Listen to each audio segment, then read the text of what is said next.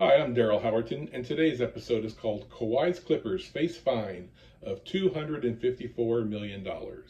Before I get into that, let me just set this up and explain. Pablo Torre's great masterclass reporting revealed that there was tons of circumstantial evidence linking Steve Ballmer and the Clippers, Kawhi Leonard, his uncle Dennis Robertson, his representative, to a big scandal involving $48 million being circumvented through the salary cap, $28 million over 4 years in cash, $20 million in stock options, according to further reporting by the Boston Sports Journal. Added up, it's $48 million over 4 years that was illegally paid to Kawhi by NBA salary cap rules. That adds up to $12 million per year. When you do the math on the salary cap luxury tax penalties they would face, that is a savings of $254 million.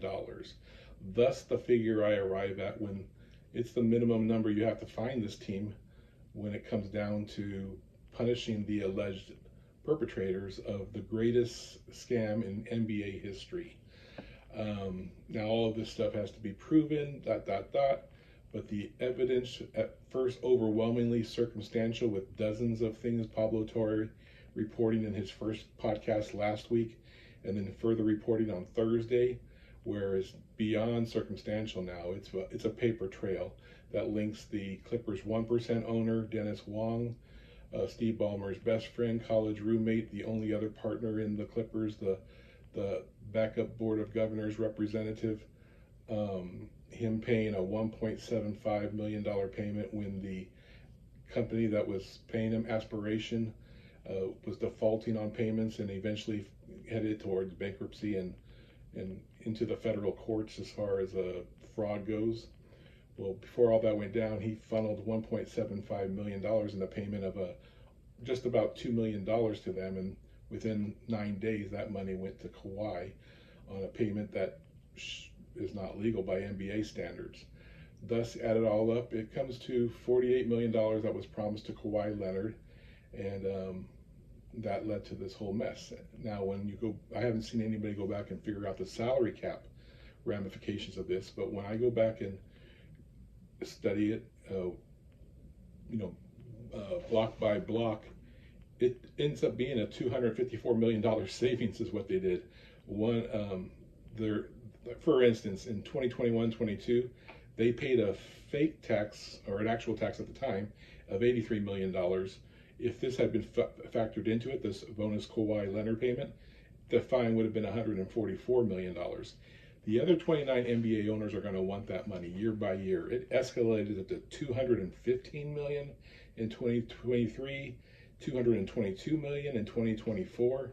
The repeater tax took place in 2024, 2025. So the way that works is for every dollar you go over the luxury tax, you basically pay like $1.50 for the first 5 million, $2.25 for the second. I have to go back and look it up exactly. But when you're in the repeater tax form, it's $1 more. So these things can escalate where when you're about $40 million over the luxury tax, you're basically paying $6-7 per every dollar you overspend, and that's where the money adds up. And by funneling the money out of this way, not only are you paying Kawhi Leonard extra money that LeBron James doesn't get, Steph Curry doesn't get, Kevin Durant doesn't get, Nikola Jokic doesn't get, Giannis Antetokounmpo doesn't get, because they're all maxed out at the cap, 35%. But when you give Kawhi 35% and an additional $12 million, he relatively made, on average, all 4 years, 44% of the salary cap. That capped out at $61 million last year. So he's making more money than anybody else. Granted, a lot of it under the table for services that he did not render to Aspiration, didn't do one bit of media work, one bit of commercial work, marketing work. And that was the way the contract was written up. He didn't have to. He just had to stay with the Clippers, which he did for all 4 years. So when they went bankrupt, Uncle Dennis Robertson, his representative, complained when payments were like 3 months late, and eventually They were on the list of creditors, and that provided the link for Pablo Torre to do his fantastic reporting, him and his team, to reveal all the crimes that were being committed. And when I say crimes, they're NBA crimes. They're not federal crimes, although it's still early in the process. We don't know how they relate to the federal investigation that's going on with aspiration, but they definitely circumvented the NBA salary cap. It's just a matter of who the guilty parties are. It looks like all of them. Steve Ballmer looks guilty as hell. I mean, this is his third offense as far as accusations of circumventing the cap. He actually was found guilty on the DeAndre Jordan case, which I think was 2016-ish, 2015-ish. Then 2019, they had another investigation when all the NBA owners were complaining that Uncle Dennis Robertson was asking for illegal things, according to the things, and asking of numerous teams, so there were numerous complaints.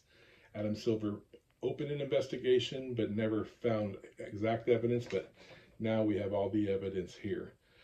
That being said, the NBA's greatest part-time player ever, I mean, he only played 54% of his games with the Clippers, and if he gets suspended for the year, it'll be over a 7-year period. He's only played in 266 games. Only time will tell about that. But basically, when you look at all the evidence of what the NBA can do to the Clippers, to me, a $254 million fine is the bare minimum, because that's what the other owners were robbed. You know, they should be splitting that $254 million amongst the 29 teams. That being said, or the non-tax-paying teams, I should say. That being said, I forgot what I was going to say about that. But anyway, just another penalty that's made. A lot of people compare this to the Joe Smith, Glenn Taylor, Minnesota Timberwolves scandal in the 1990s, when they had a under-the-table deal worked out, and their mistake was putting it on paper because they thought Glenn Taylor, the owner, was going to die someday. And that became the paper trail that made them guilty, where they lost a bunch of draft picks, were suspended for a year, etc. This is much worse. It's not only the same situation in that case, but you're also robbing the league of hundreds of millions of dollars. And the 29 owners aren't going to sit for that. To me, it's an obvious guilt, especially now that they have a paper trail leading from Dennis Wong and the Clippers to this very scandal. You can't take away picks from the Clippers, really, because they've traded all their outright picks away, either to the Oklahoma City Thunder, who will still cash in on that masterclass robbing of SGA and all the Clippers picks in 2026 when they get their number one pick, which could be a doozy now. If Kawhi Leonard gets suspended, that team could be in the lottery. And then another factor into all this is just the Philadelphia 76ers trade with James Harden, where they gave up picks. So in between swaps and first-round picks traded away, they have nothing to really take a hard penalty on until you get to the year 2030. But I expect the NBA to do what is necessary. I believe Adam Silver is Mr. Softy when it comes to punishing players and organizations. They say he's a players commissioner, and I think he might be the greatest commissioner ever. Him and David Stern in sports are the two greatest. And that being said, he does have a weak spot because he doesn't like to punish players. He likes to work with them, and that's a great quality until you have a habitual line stepper like Stephen Ballmer doing his thing again. At some point, you've got to come down on the Draymond Greens of the world, whether they're players or they're in ownership.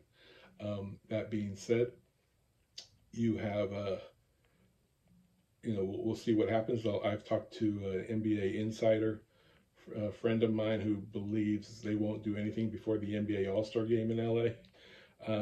Also, and I think there's been numerous friends of mine covering the case who say that Adam Silver doesn't want to touch this, but at some point you have to touch it, and I think we're going to see that happen because the circumstantial evidence is overwhelming, and now the paper trails are forming and piling up, and this is only beginning. There's still so much to come. There's still so many sources ready to divulge so many more things. So we haven't heard the last of it, but at the very least, I expect a $254 million fine from the NBA to Stephen Ballmer's Clippers, Kawhi Leonard's Clippers, and I expect Kawhi Leonard's contract to be voided, his 2-year, $105 million deal he just signed. And I expect him to be suspended for a year, along with Robertson, along with Ballmer, along with Wong. And when that year period ends, I expect Kawhi will be a free agent on the open market again, and coming with more red flags than normal. So anyway, that's my take on the $254 million question. Thank you very much.